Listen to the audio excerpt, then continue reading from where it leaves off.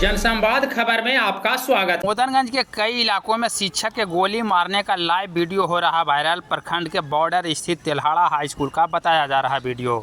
दरअसल बुधवार को मोदनगंज प्रखंड के कई इलाकों में शिक्षक के गोली मारने का लाइव वीडियो तेज़ी से वायरल हो रहा है, जिसे लोग खूब ट्रोल कर रहे हैं। दरअसल यह वीडियो मोदनगंज प्रखंड के बॉर्डर के समीप तेल्हाड़ा हाई स्कूल का बताया जा रहा है, जहां कार्यरत प्रधानाध्यापक संतोष शर्मा को एक व्यक्ति के द्वारा गोली मारने का वीडियो इलाके में तेज़ी से वायरल हो रहा है।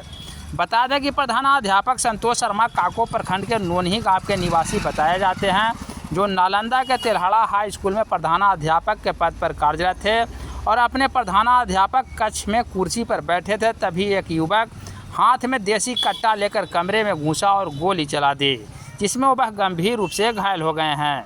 तत्काल उनका इलाज स्थानीय अस्पताल में कराया जा रहा है।